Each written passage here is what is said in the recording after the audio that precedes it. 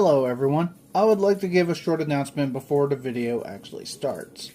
All of these stories come from the subreddit r/true and scary stories.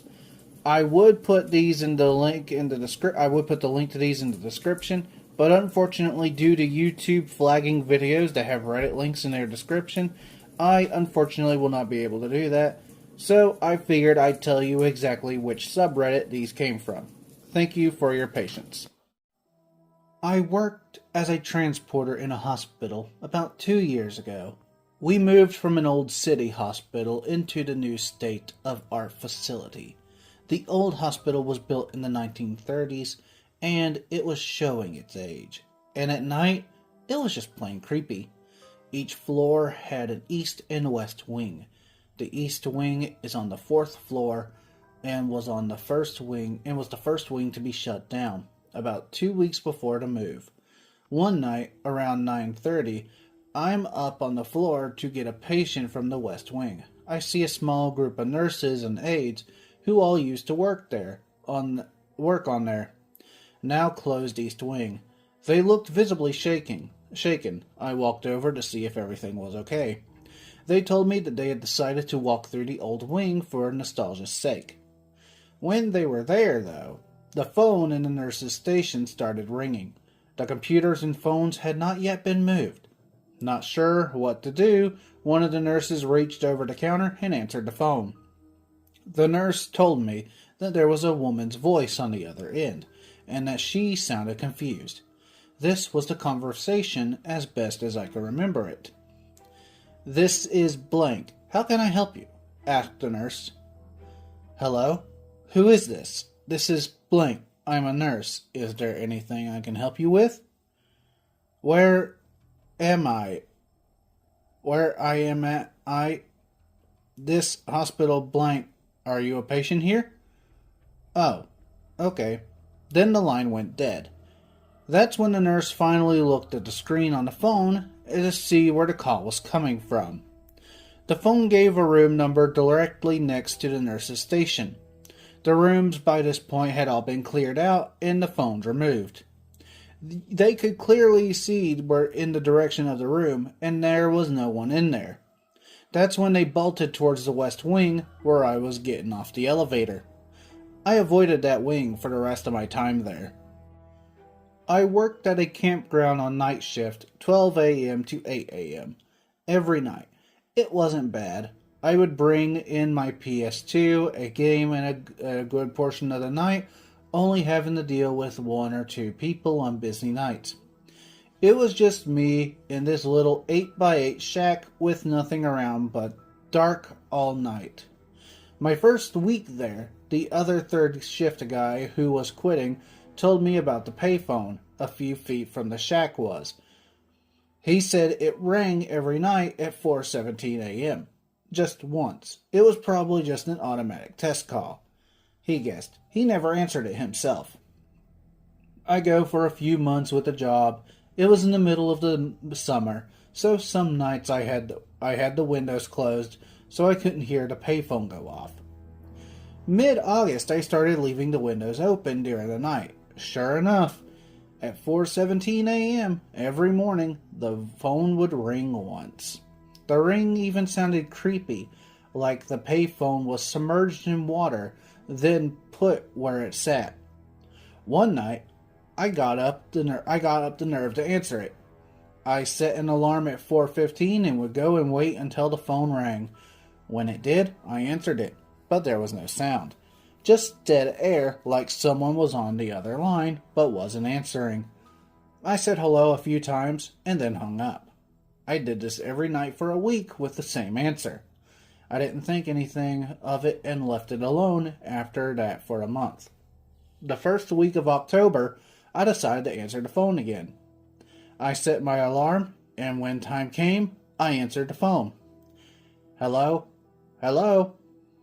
Then I heard what sounded like someone inhaling through clenched teeth. The voice that sounded rough and sounded like he had a gargled gravel. The best comparison I could give is Horace P. Gouge from The Suffering. He said my name, my complete name, First, middle, and last. It was a voice I never heard before. My voice caught in my throat, and I hung up. I rattled some change into the payphone and hit 69. The number that came back was from California. I live in Indiana. It was a typical boring day in calculus, only it was Friday, 7th period, meaning the week was almost over, and spring break would finally be upon us. So everyone was getting antsy in their seats, I could tell. We didn't have a test that day, like a lot of my friends did with their other teachers. So my teacher, in the middle of class, just decided to start playing games with us on Sporticle.com. He was a very laid-back teacher like that. As we was doing some brand logo quiz on Sporticle, I remembered the exact moment it happened. Right after my friend answered the question, I remembered the exact question too. Adidas, the dean's voice, came through the loudspeaker. He sounded panicked and frantic as he told all the teachers this was not a drill and to go into lockdown. I actually got the chills and I got goosebumps on my arms as our usual laid-back teacher seemed to panicked as he ran to turn off the lights and ushered us to the back corner of the room. We all sat in silence for about 2 minutes, and then the loud buzzing that came from the panel in the back of the room ceases, indicating that the power must have cut all power. Or school must have cut all power. We all looked at each other realizing this must be serious. A few more minutes of waiting later, and we heard a man screaming at the top of his lungs, coming through the hallway. 2 girls in the class actually started crying, which made all of us even more scared.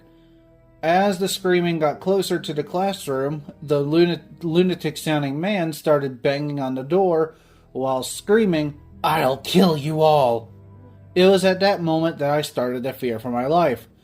My teacher shushed us as we all looked at each other to see our peers' reactions. The banging did then move to the lockers to our classroom door. That's when one of the crying girls screamed no. The banging on the door grew worse as the man started screaming, "Open up!" 2 of the girls in the classroom were crying out loud now.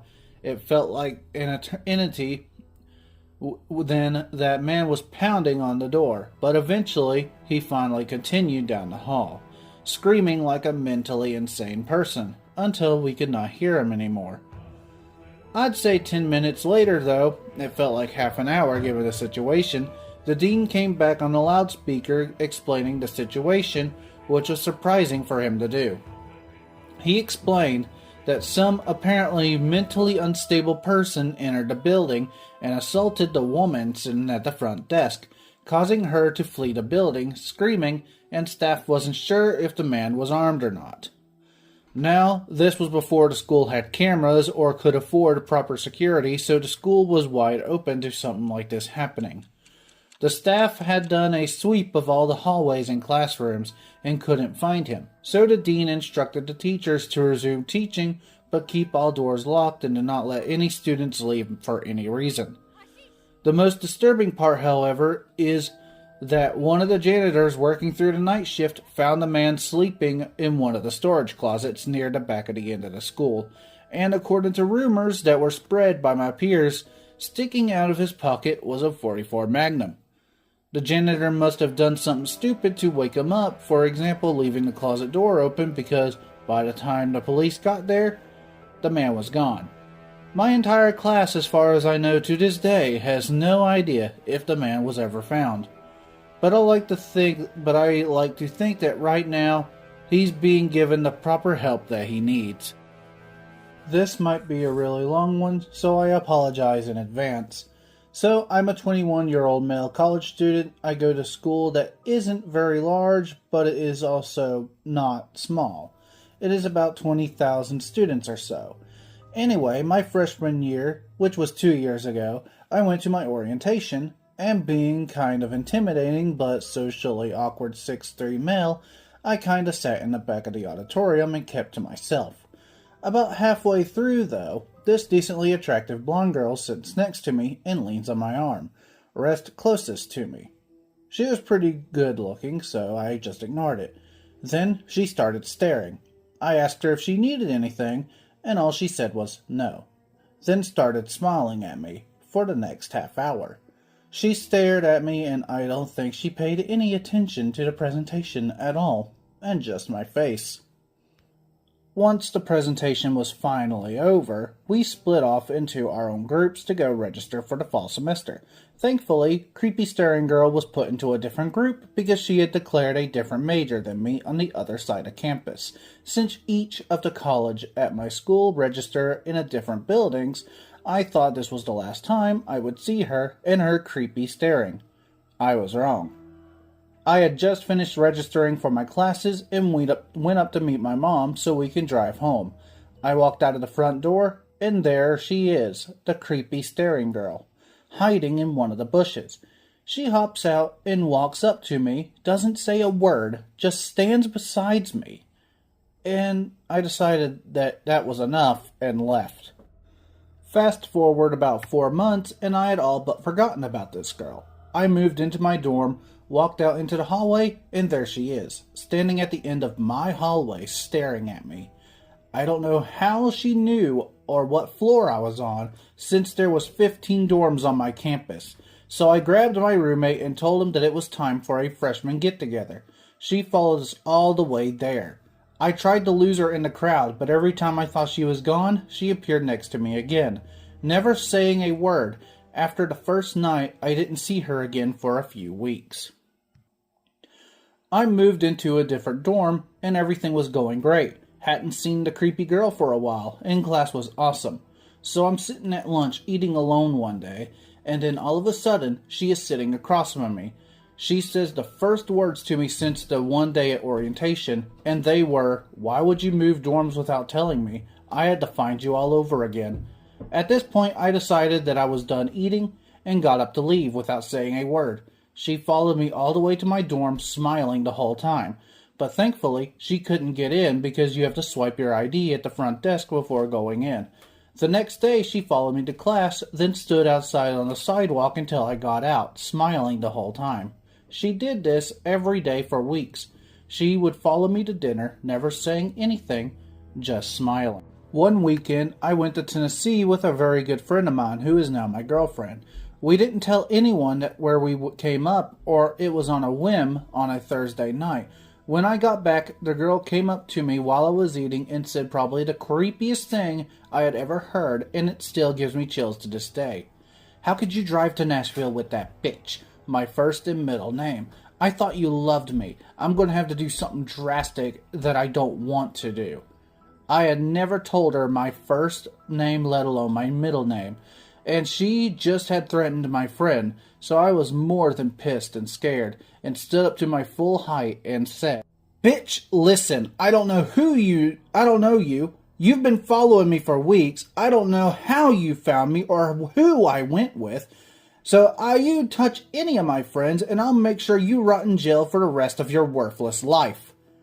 She started crying and screaming about how she thought I loved her, and all this crap that she made a big scene in the middle of the cafeteria. She then ran off to a security guard who came over and told him what happened. After this, she would randomly show up in the hallway to my dorm or follow me to any of my classes. One time she even followed my current girlfriend, who absolutely flipped out on her, then somehow got my number and would text me at 3 in the morning every morning how she loved me and that she loved watching me sleep, which was weird because I lived on the 16th floor on my dorm. This continued for 5 or 6 more months.